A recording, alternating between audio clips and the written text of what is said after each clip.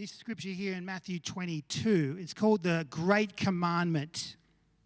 It says this, one of the teachers of the law, an expert in the law, asked a question to Jesus to test him. Teacher, which command in the law is the greatest? And he said to him, love the Lord your God with all your heart, with all your soul, and with all your mind. This is the greatest and most important command. When we hear those words, we should remember that we're probably reminded if we know, maybe we don't know, the Old Testament teachers of the law worked out that there were 613 commandments in the Old Testament. And right here, Jesus sums up all those commandments into two. This is the first one of them. So 613 down to two. And the first one was to love the Lord your God with everything. That's what I talked about a few weeks ago. What that means is to love him with everything. Specifically today, I want to narrow in at the start of that command and go, what does it mean to love? What does it mean to love God? Ever thought about that? What does it mean to love God? What does it mean to love God? I'm just about to show you a video. And this is a video, it's a random, someone took a random video. I don't think they're a Christian. And they interviewed these random people on the street to find out their definition of what love is. And when I play this, I want you to listen very closely at what their answers are. This is educational for Christians. What does the world think that love is? Okay, and if you could define love. Wow, that's a hard question. Jeez. Give me a tough one. Ooh. You didn't say it was going to be a hard question. I feel like love is just understanding and accepting everyone and their flaws. Gosh, that's so hard. I'm like on the spot, I'm sorry. It's okay. Love is just like not discriminating and just showing peace towards everyone in your life. Okay, that's awesome. Something outside yourself. Living with your heart outside yourself. Awesome, that's really good. Love is family. Okay. Seeing somebody else for who they are, accepting them, and choosing to be with them. Right? Define love? Yeah. My wife is Okay. my love. That's good. Who's the wife? Are you the wife? My cat. And your what? My cat, Your cat. Okay. yes. Love is something crazy. It can be very terrible and very amazing at the same time. I think it's different for every person, but it's something beautiful, and I think everyone should have love in their life. But yeah, I don't know. That's good. But it can make you do crazy things as well, so I don't know. I don't really have much experience in love yet, but How old are you? I'm 16. If you could define love, No, I can't. But we're going to go see a whole play that's all about love. what play is that? Hamlet. Okay. So you have no definition for love. It's too comprehensive and too complicated to even try to define it. Okay, that's good. Something that makes you extremely happy in who you are. Love is something that makes you sleep at night. Makes you sleep happy at night. Okay. That's pretty much love. So love is something that makes you sleep happy at night. Yeah. Okay. It's a question. Physically and emotionally. If you could define love. Oh my gosh. Just genuinely being happy and like having someone that you can share things with. And yeah, just like that pure like friendship, a really deep friendship that makes you like happier than anyone else does in the world.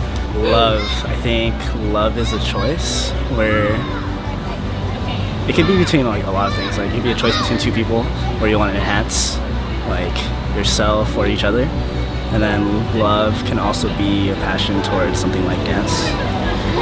Something like what? Something like dance, like something you enjoy. Yeah. Right? Okay. Love is defined in the energy of the good of all. Love is what travels through time and space, and love never dies. It's eternal energy that goes on forever. Love is doing for others beyond yourself. Something selfless, basically. Love is not defined. Love is not defined by gender, race, or by anything. Love is a form of actions and not words. You have to show it and you have to believe it, and I think love can be taken away just as much as hate, and it can be taught just like hate. But it's about showing it in your actions and not by words. I don't know, I feel like the most important thing is just to be loyal and trustworthy against each other, and always have confidence in yourself. And the number one rule is love yourself before you love anyone else. I'm love, you are love. Everything that you look around and see is a part of love. I would say it's a feeling of ultimate trust and respect and intimate. It would be unconditional acceptance of someone. Interconnectedness between people and spirit. If you could define love. I have no idea. When you truly care about somebody, you know, more than anyone else, I suppose. Define love. Yes, two people, compassion, are always together and just never get tired of each other. I think that would be love. Never getting sick of each other. Never getting sick of each other. I think that's a good one. I like it. It's the sparkle between you and another person that you can't get with anybody else. Define love. If I could define love, I believe that God is love. That's just from my personal faith, and that's what I believe that love is, and it's our responsibility to reflect that love to other people. I think love is when you can have a pure silence with someone without it feeling awkward. It's more like a home. Oh, that's good. That's deep. That's funny. I told somebody yesterday that love was an excuse to buy people stuff, but actually, to me, love is what ties people together. Okay. I'm curious about your first answer, though. What do you mean by an excuse to buy people stuff? Well, actually, the full answer was an excuse to buy people stuff and spend money on people and not feel like a trick. And in that sense, it was like, like taking people out to dinner or buying them stuff in order to like get things out of them without feeling like you're being used. Okay. So if you could choose one of those answers, which one would you choose? Well, if I wanted to be like a good person and be morally sound, then I would choose the second one. Happiness. I think love is anything in its purest form. It makes me happy, and we can define love because it's just happiness, and we love it. Love is love. I agree with you. If someone were to ask me that, I'd just be like, there's no definition. You know? There's no definition because it makes me happy, a happy person, but it can also make me sad and like all kind of emotions. Right, it changes all the time. Every day. Awesome. There's a few interesting answers there, isn't there? Love is like a sparkle between people, and love is an excuse to buy things for people. One of the last comments there, the person who was interviewing and the last person she interviewed, I think they came to the conclusion that love can't be defined. And you see the randomness of it. There's all sorts of understandings of love. But what's really interesting is that God does really define love. The world has all these vague concepts of what love is.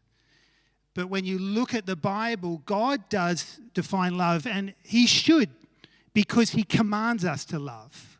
It would be unfair of him to say, love me, but then he doesn't say, how do you love me?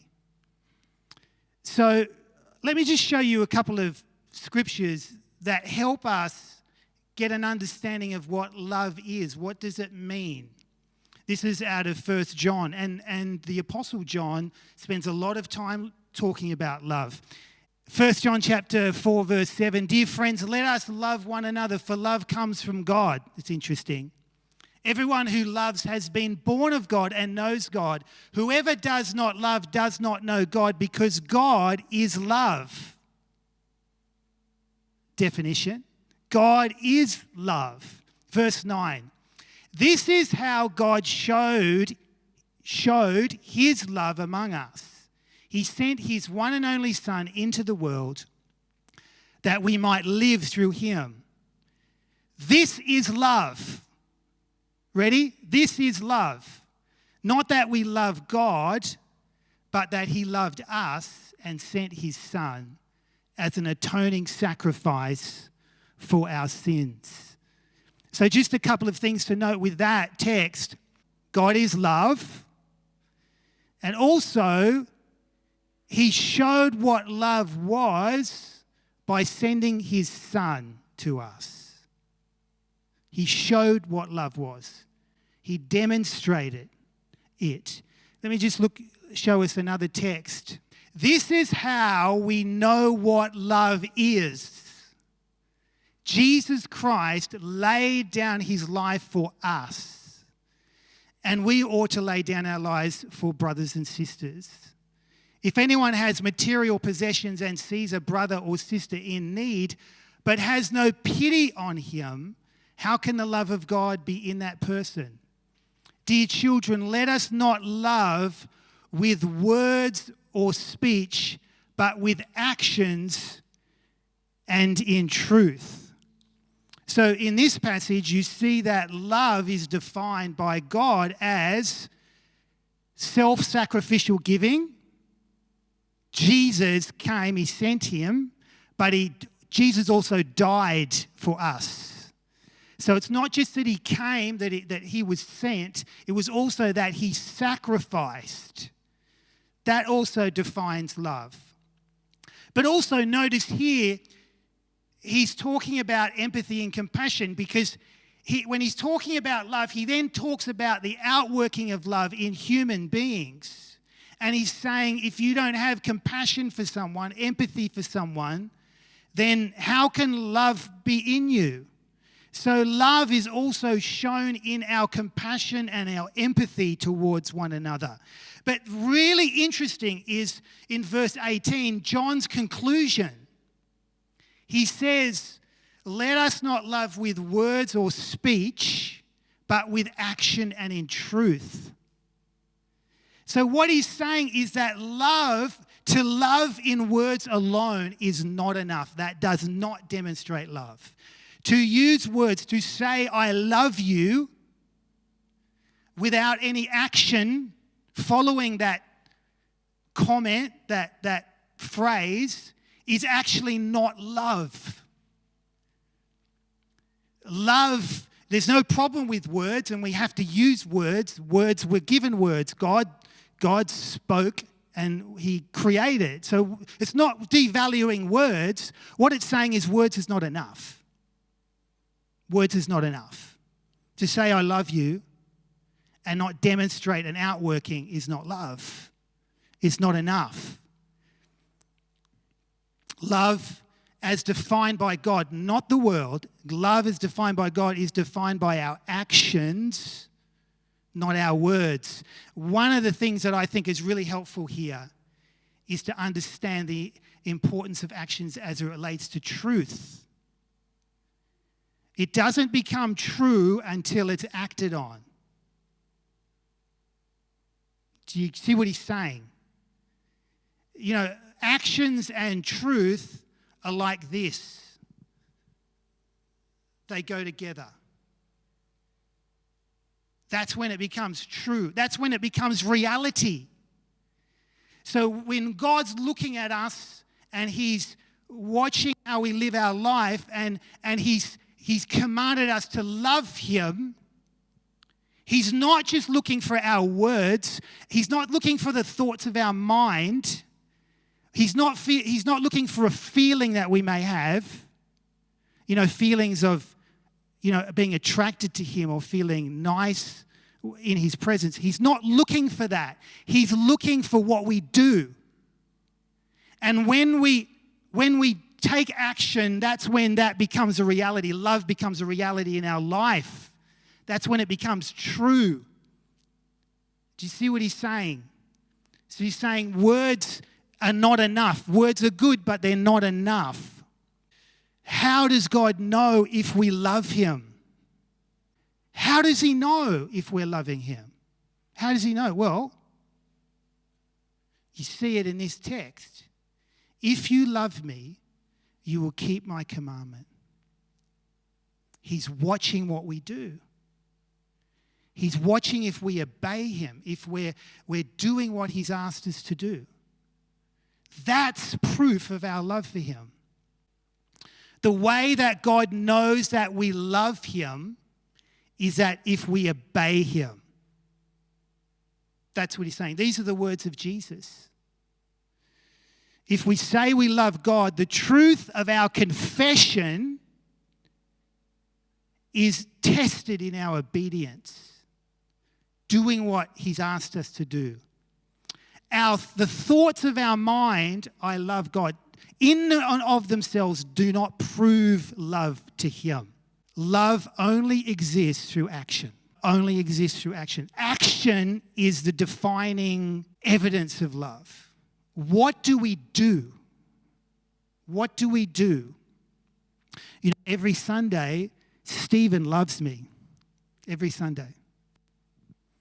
Every Sunday, he goes out and puts those flags out the front. I used to do that. And one day, I asked him to do that because I have other things I need to focus on, and it was just needed someone else to do it. And I asked him, and he did it. And every Sunday, I know he would rather do something else, but he does it. That's an act of love because he's helping me. A couple of weeks ago, we had a lady here, Fiona Davies, from Brisbane. She loves our church. She lives in Brisbane, but she loves our church. She loves our children. Because every week, even though she's not part of our church, every week she creates the curriculum for our kids. That's an action. That's proof that she loves us because she does something. It's self-sacrificial and it adds nothing to us. Well, I say it adds nothing to her. I'm sure it adds something to her, in doing it. When you're self-sacrificial, it does add something. But she doesn't do it for her. She does it for us. That's love. That's loving God's people. It's a very interesting passage. Everyone knows this, 1 Corinthians 13. It's the love chapter, right? What's really interesting is that the way Paul defines love is not to unpack a concept. Do you know what I mean? Like a concept, some mental idea. He defines love in practice. Not only in our actions, but also in our motivation in our actions. So this is it. Love is patient. Love is patient.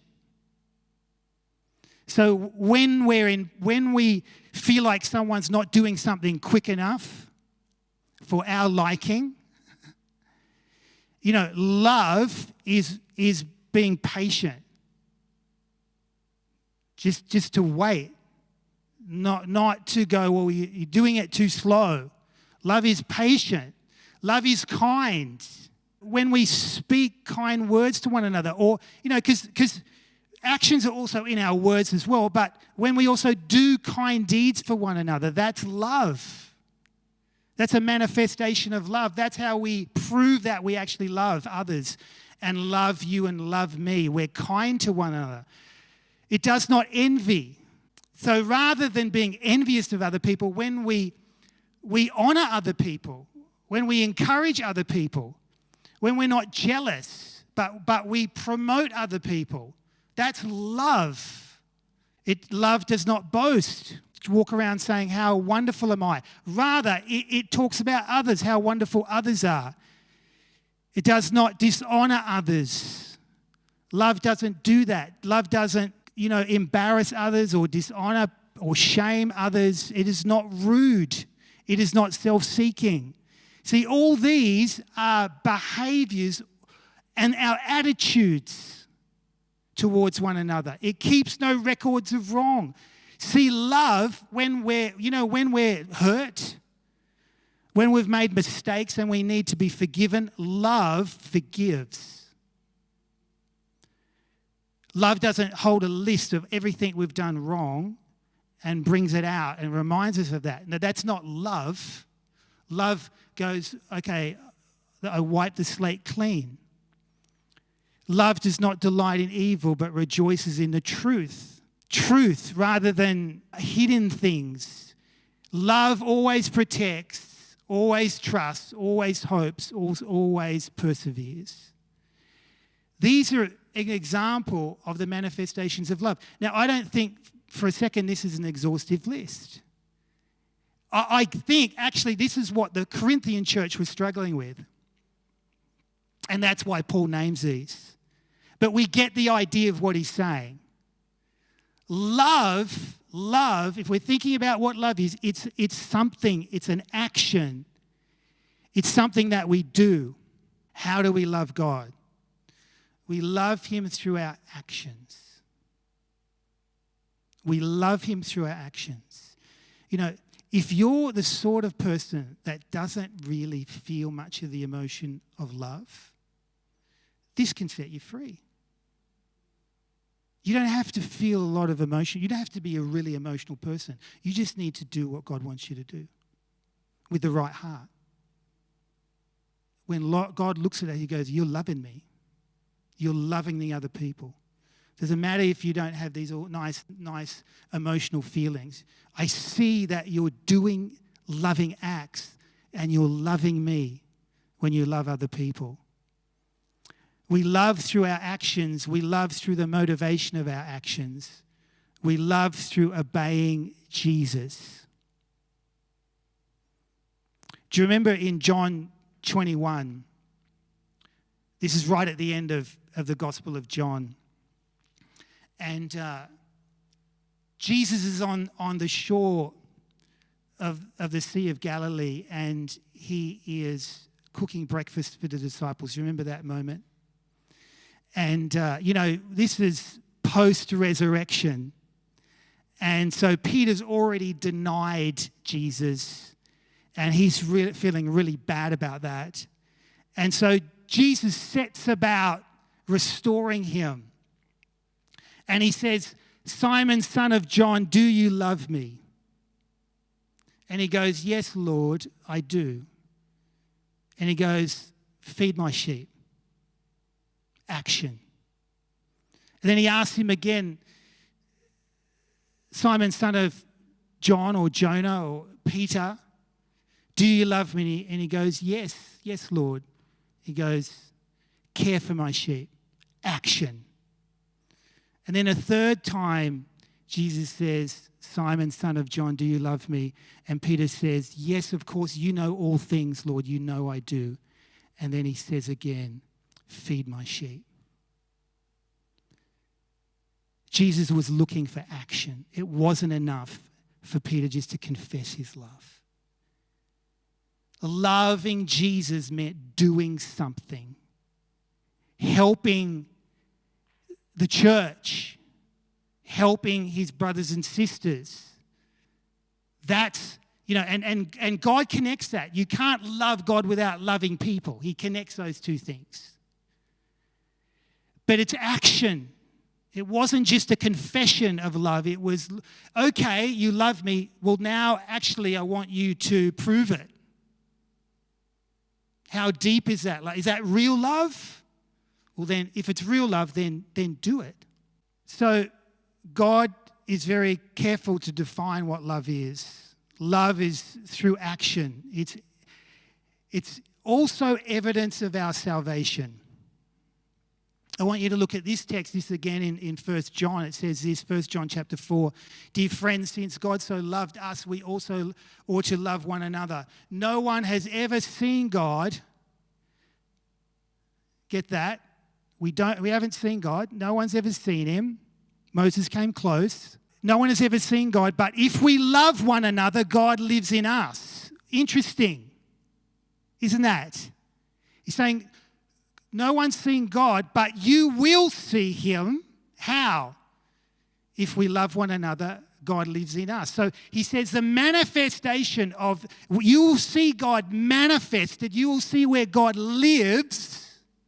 You will see God when you see someone love another person. And his love is made complete in us.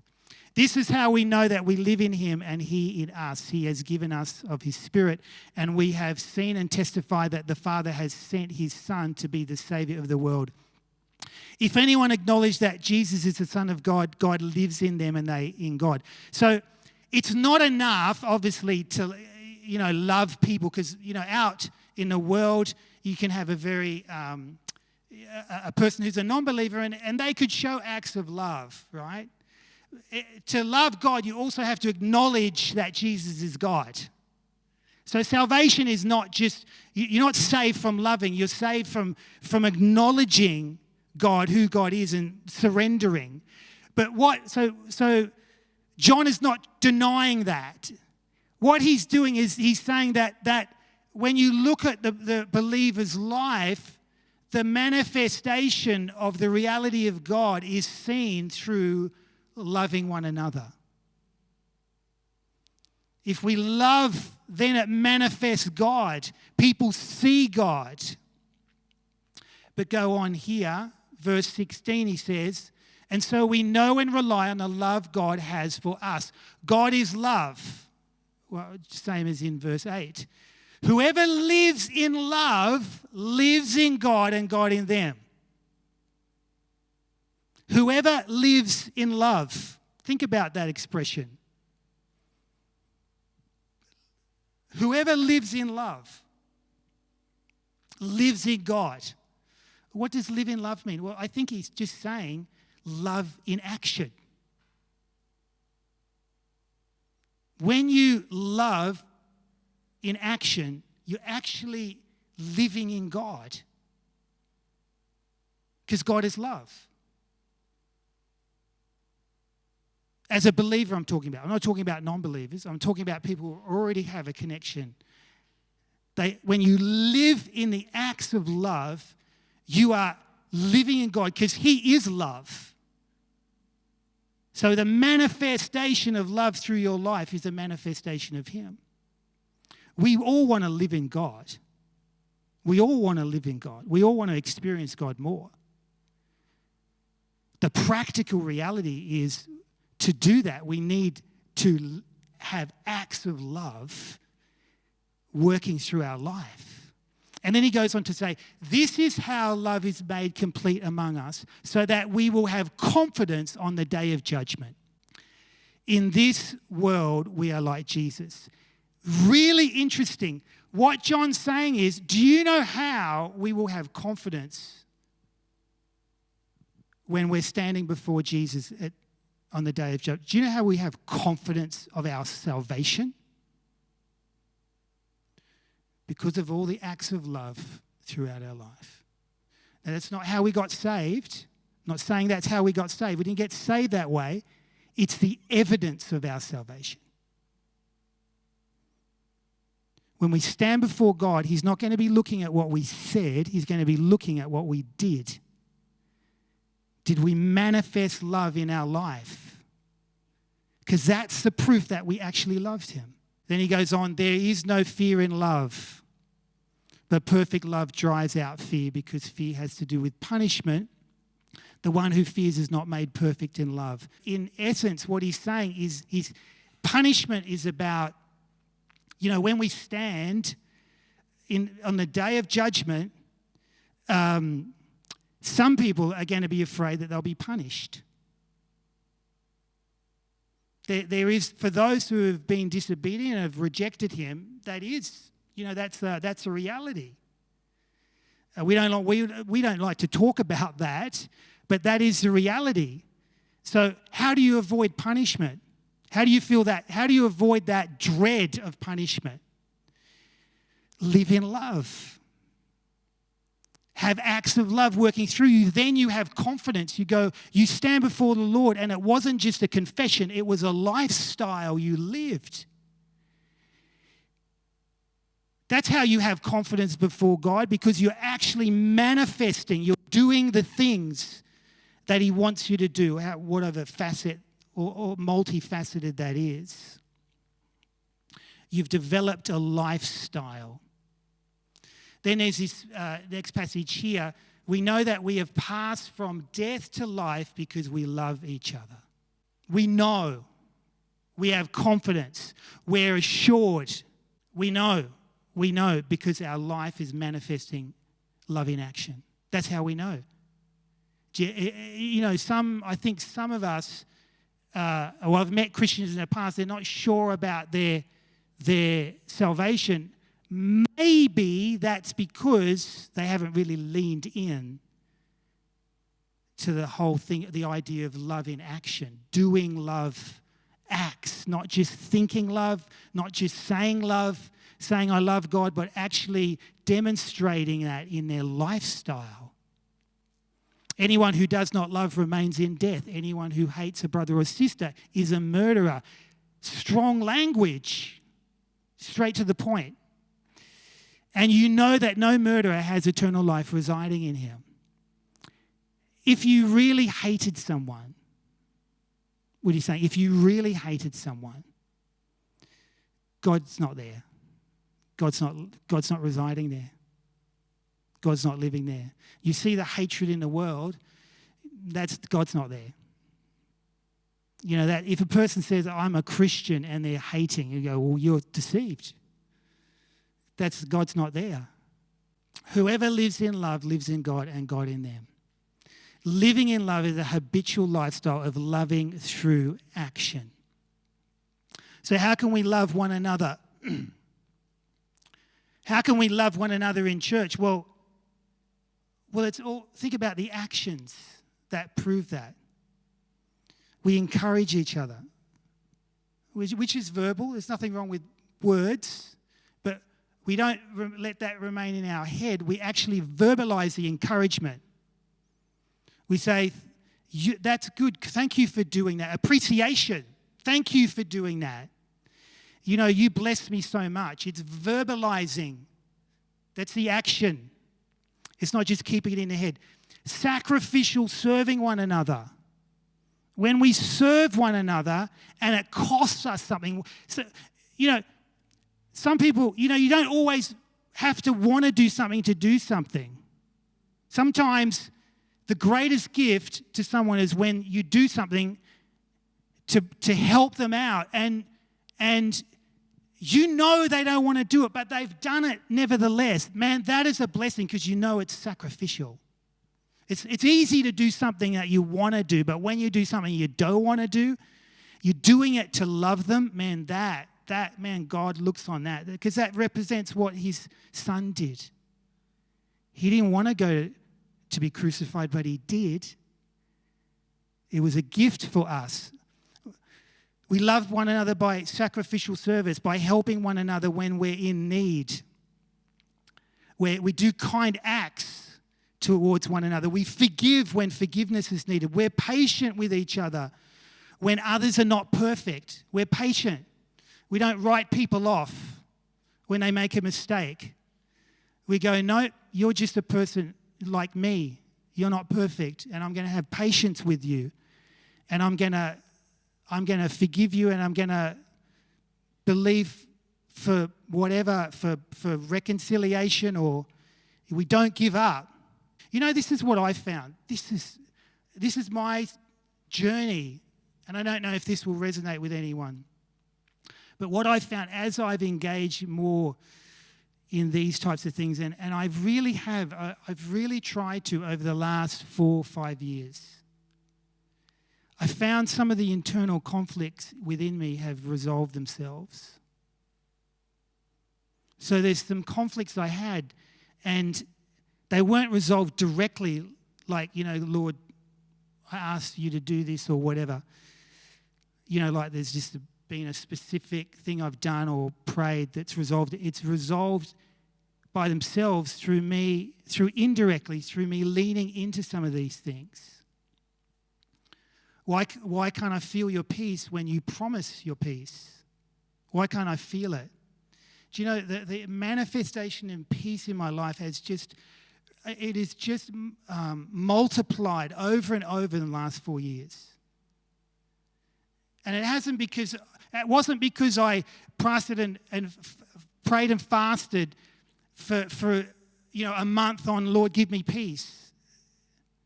It was because of all these other things I was trying to do, mainly about, related to obedience. Why can't I feel your love, Lord? Why can't I feel your love? Well, do you know what? Oftentimes, the feeling of love doesn't happen before we do something. It happens after. If we're waiting for the feeling of love before we act in love, then we're probably waiting for a long time, too long. We act in love, and often the feelings will follow. Why don't I feel your love more, Lord? Maybe we're not putting love into action. Why do I struggle with focusing on myself too much? Why do I struggle with fear or anxiety or worry? Maybe because we haven't given enough attention to loving through our actions.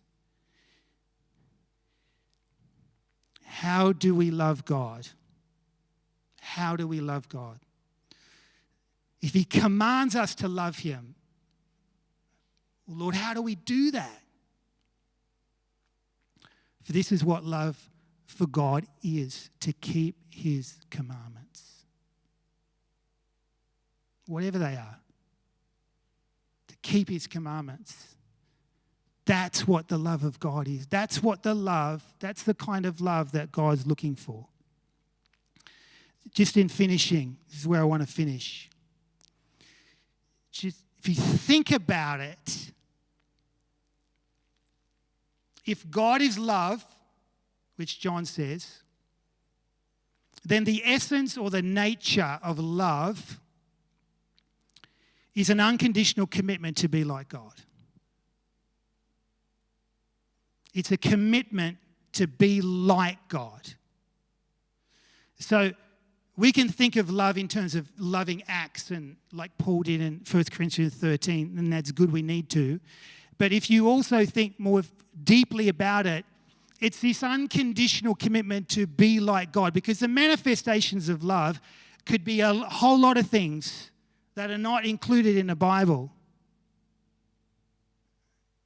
If we think of it, it's an unconditional commitment to be like God, to be like him. God commands shape us to be like him. See, we need to rethink what it means to obey his commands. Some of us will think, well, obeying is just doing what he says because he wants to control me. He wants to control me. So he tells me, you've got to do this, you've got to do that. I just feel like he's trying to control me. Do you know what I mean? Like, if someone tells you, I don't want to do it because I feel like you're trying to control me. The reason why he wants you to obey his commands is not just because he's not a control freak. That's not what he's doing. Why does he want us to obey his commands? Because his commands, when we obey them, shape us into be like him. That's all they're there for. They shape us. Do you remember the whole purpose of this Christian journey is to be transformed into the image of Jesus? What's going to transform us? Well, his love, yes. Keep on going. Yes, his love will, but it's not going to do anything until we engage in his love receive his love, which I'm going to talk about more next week, and then we start to act like him and we start to act in love. And as we do that in obedience, we start to be changed. We start to be transformed. We're no longer the same person that we are 2 weeks ago or 2 months ago or 2 years ago or 10 years ago. We're a different person. Obeying God is loving God through our loving actions, and it shapes us to look like him. And that's the whole purpose. That's the end purpose we need to keep our eyes on. The end purpose is that we become like him. And he tells us how we can. We can become like him when we love like him. And that's how we love him. That's how we obey him. So let me just finish here with a prayer. Father, I thank you